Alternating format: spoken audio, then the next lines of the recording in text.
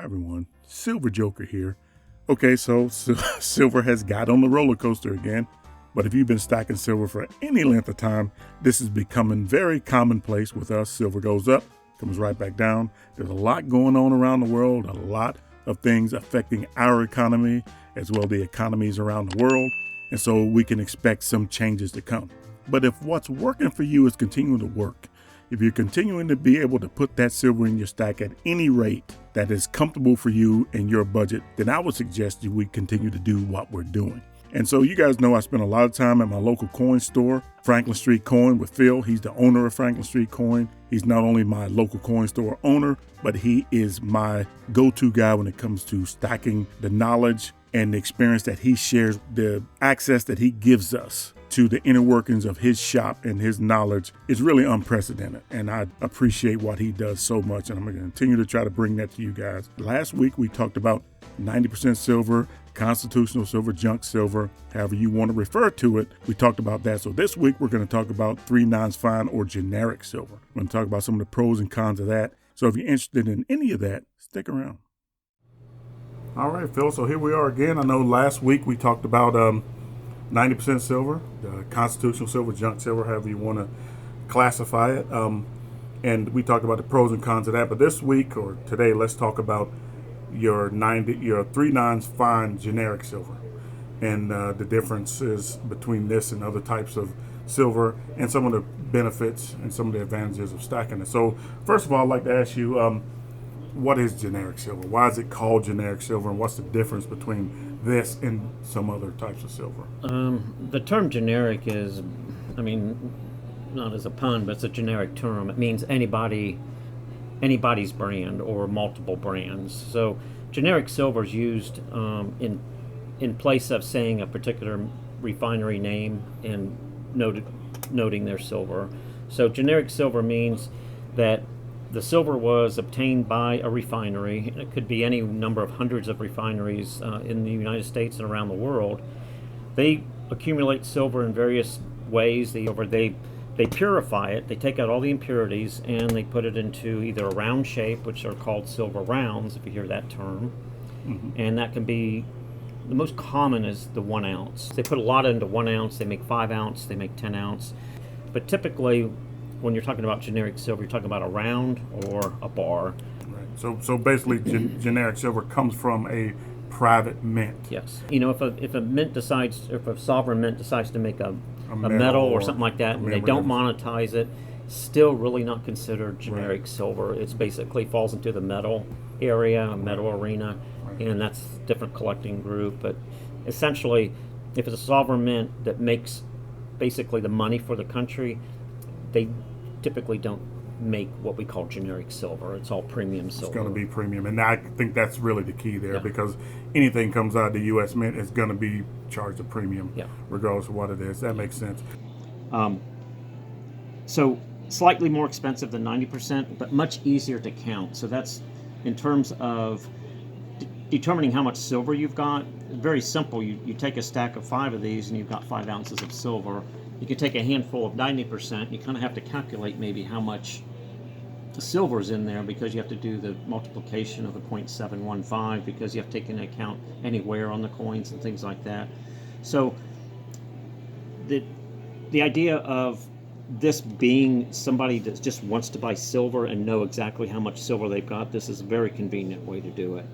Okay, so what is the difference in value or price? If I wanted to buy, let's say, generic silver, one of these generic silver eagles compared to a U.S. Mint silver eagle. Your dollars will go farther if you're only buying generic silver or 999 silver, fine silver like this. So you would have no problem if somebody came in with any generic silver that said 3/9 fine on it. You wouldn't have any problem accepting it. You test it. I know you test it. We take it all, but we do test it. But at the same time, it really doesn't matter to us who's producing, as long as it tests out, as long as it's. And I only buy it. There's 2 things that I look for on a piece so I can resell it. Essentially, is the weight and the purity. So when I do buy a piece, I want to make sure the weight and the purity is on here, because the buyer also wants to see that. They want to see what this weighs, and it should be stamped on here somewhere, written, stamped. This says 1 troy ounce. Okay.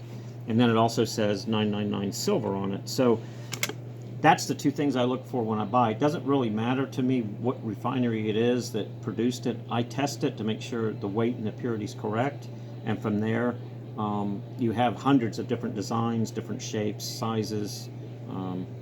As long as it's 999 pure and the weight is stamped on there, we have something that's resaleable. Right, I got you.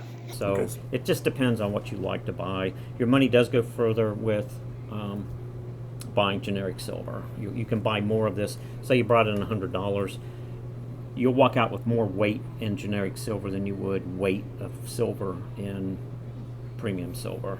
Okay, that makes sense. Okay, so what are some of the, I guess we'll say, cons of generic silver versus premium silver?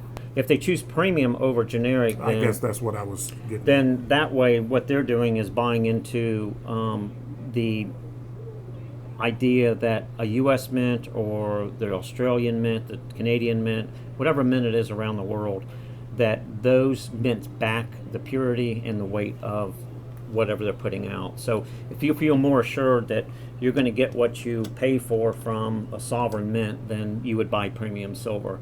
Again, there's a lot of excellent refineries that have never had a problem with putting out the purity and the weight that they claim they put out. Right. So these are very reputable companies. Not to scare off anybody from buying this, because this is probably the most popular type of silver we sell. Right.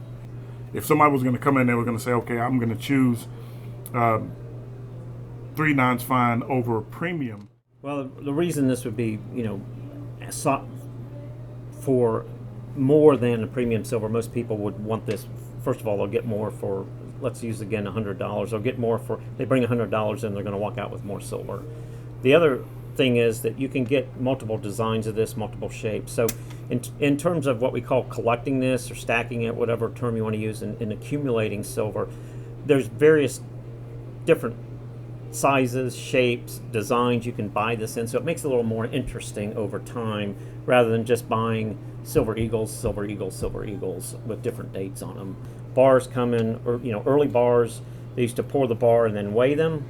And they would stamp on here, the early poured bars, they would just stamp the weight on them. They wouldn't try to make them a certain weight. They would simply weigh them. They would stamp the weight. We've had bars with very odd weights on them. I've seen those. And, they are somewhat collectible to certain people because they're a little bit different. Just buying it on a regular basis, going through the ups and downs of the economies, going through the ups and downs of, the crises that affect silver and gold prices throughout the world. If you're just consistent in buying it, buy it when the price is a little bit higher than it was last week, and next week buy it a little bit lower than the price is this week, or whatever. As long as you're consistently buying it, putting it away, you will be accumulating some value in the silver, regardless of when you sell it. You could hold it for 35 years, or you could sell it in 3 months, but it will have value at the end of the day, and that value, nobody really knows where to predict where the value is going to end, but it really depends on when you sell it. I mean, silver will have no end in value. I mean, it will always be worth something, and the end value will be when somebody picks it up from their collection, goes out and sells it. That's their end value. That's really the idea I would leave in people's mind is if it's there and it's a decent price, I wouldn't be against buying 90% or generic or premium. Whatever's available, I would probably be open to buy. All right. Well, that all sounds good, and I appreciate your time, Phil. Next week, we'll talk about the premium silver. Okay. I'm sure you'll have some very interesting things to show us when it comes to that. You got a case down there full of really nice premium things that we won't talk about now. We'll leave that a mystery until we come back. But, I'm going to have both. I'm going to have all three, and I actually do have some gold. But there's nothing wrong with generic silver. In fact, you can get more ounces of this, which may benefit you in the long run, than the premium silver if you wanted to go that way. All right, thanks a lot, Phil. Appreciate your time. Yeah.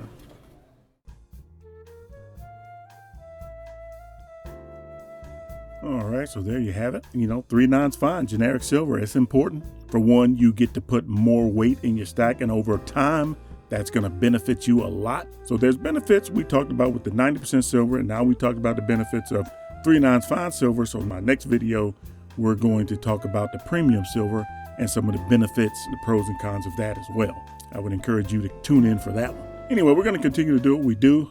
It's important to continue to stay the course, put that silver away. Don't buy it because you think it's going to make you rich one day. Buy it because it's going to protect your hard-earned wealth. We've made that very clear on the Silver Joker channel.